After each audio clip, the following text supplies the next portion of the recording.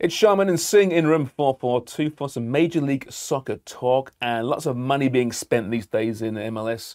Mikey, Columbus have another DP signing, Cucho Hernandez from Watford, around $10 million, a club record and top 10 in MLS history.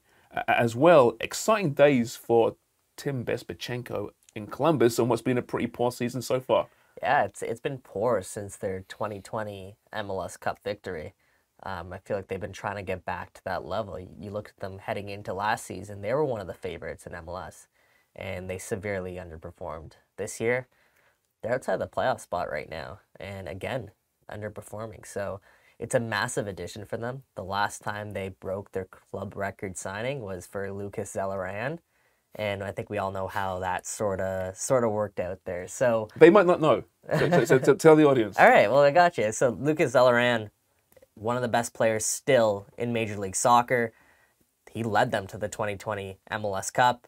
And I'd still say, like, a prolific player, game changer, and $8 million from Tigres, great piece of business for them. So now they go out and they beat that. They get a $10 million player from Watford, only 23 years of age.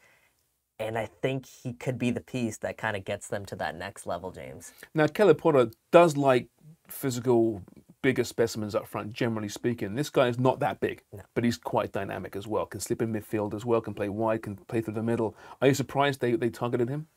No, I'm not surprised, because after Giazzi Zardes left, they needed to replace that spot. And yeah, they have profiles in Miguel Berry, who already fits that sort of mold for Columbus. So I'm not surprised they went after him. It's kind of one of those situations where if he's available, you have to step up and take it, because he could be a dynamic game changer, especially as a 23-year-old young DP coming over.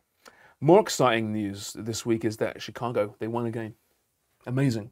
They've had just a dreadful campaign, despite spending lots of money again this offseason. Xherdan Shaqiri came aboard. Has he been a huge disappointment? The club's been a disappointment, but how surprised are you by their form? Yeah, I am surprised by their form. I thought they would take at least a couple steps forward this year when they went out and spent the money that they did. Especially they brought in Kasper Subilko as well, and they just haven't lived up to expectations so far. They got Chris Mueller as well, former Orlando City man, brought him back from Europe, and I can't fathom how they're at this point right now. They did, over the weekend, snap that 10-game winless streak, and I was speaking to Ezra Hendrickson after the game, like, he said it was a relief to finally get that over the line, because he felt they've come close. You think back to a couple weeks ago, they faced Toronto FC. TFC came back 70th minute beyond 2-1. They were down. They came back and won that game, stole it from Chicago.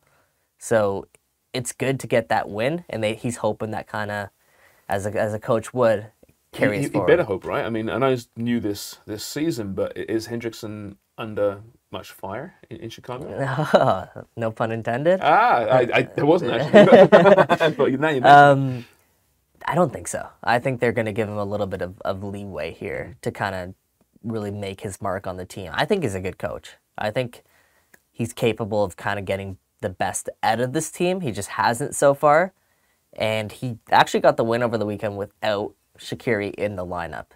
So that speaks volumes to, I guess, Xherdan Shaqiri and the level of MLS. Like, he's clearly better than everyone on that Fire team, but is he one player going to be a difference maker in Major League Soccer? I think that's a testament to where the league is heading. It could be also, did they get a player that was very much on the decline? I know he hasn't been horrible this year, but you know, people that watched Shaqiri in his pomp at Stoke, at Liverpool too, to a certain degree, pretty good player, but he got sold for a reason and didn't really perform in his last year. In Europe, Canadian Championship semi-finals gone Wednesday. TFC against Montreal. Obviously, two teams enjoying very different seasons so far. Montreal have the edge in the last 4 games. I think 3 wins and a draw against Toronto. What do you expect to see in this one? Yeah, it's going to be, anytime TFC and Montreal meet up, it's one of those games where anything could really happen. And the game will be taking place at BMO Field. Montreal comes into the game, I think, having dropped 3 of their last 4 games. They're not in good form right now. They were shut out their last game. They're missing Jordi Mihalovic. It's a big test for Montreal, I believe. And at the same time, TFC, they enter this game, not as much pressure's on them, because they enter rarely, I think, in this fixture as the underdog. So I think all the pressure is sort of on Montreal to kind of step up here and pick up a result. As I've mentioned in the past, Montreal's a way deeper team than Toronto FC. But in one game knockout games, I think anything can happen. So I think it's in the balance for TFC.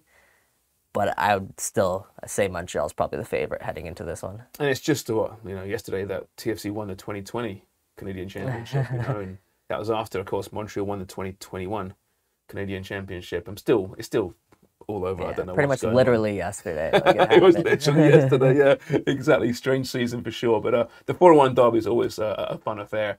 All right, in the other one, Vancouver against York United.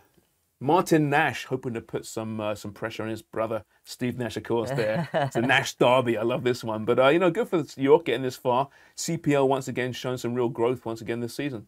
Yeah, they are. But I think their road will come to an end against Vancouver. Vancouver's in form. They've won 3 straight games, including a huge away game last time out against Dallas. They've, like I said, they're rounding into, I think, what they aspired to be.